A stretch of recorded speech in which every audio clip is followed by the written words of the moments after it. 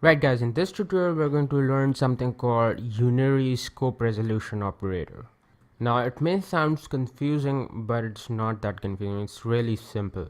So let's say we have a variable that is int acceleration and set it equals to 55 or whatever. So this right here, remember from the previous tutorials, was global declaration.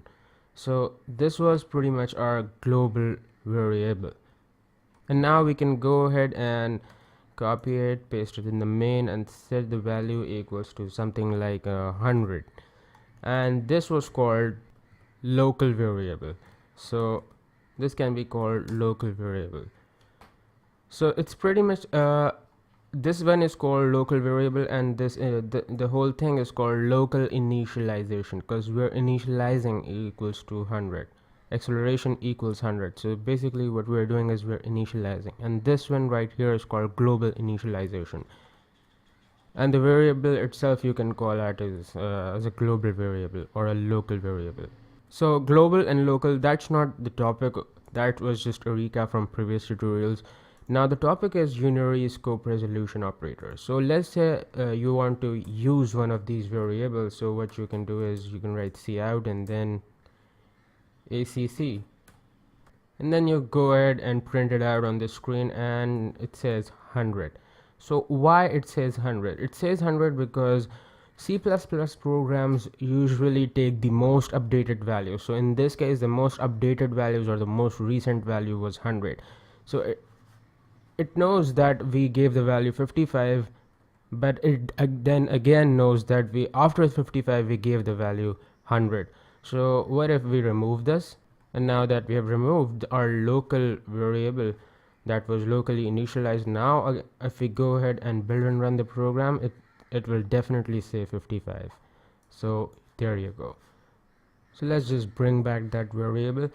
Now the point of unary scope resolution operator, the double colon or the colon, this operator right here is called the unary scope resolution operator. Now where it does is that it takes the global value, the value that was previously assigned to it, 55. So you must be saying, what's the use of it? It's not that useful. Well, it is not useful if our variable is int in both the cases, but let's say we have a float over here. So float float, and then we have our acceleration. So say we have these both variables, but we don't want our float to be printed out.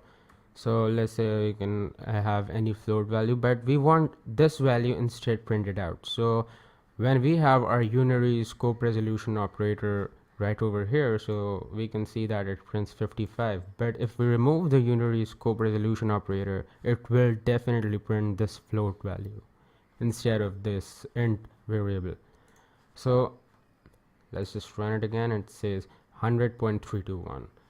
Of course it ignores all the other value, but then we can have those values printed out using set precision function, but we're not getting into that detail. So the point of this tutorial is the unary scope resolution operators give you choice whether to use the previous value, the global value, or whether to use the local value. So that of course that come in handy in making professional programs when you don't want to change the variable, but you want to use different values of that variable. So well, in that case that comes necessary and handy. So that's it for now. You guys study this tutorial and I'll see you guys in the next one.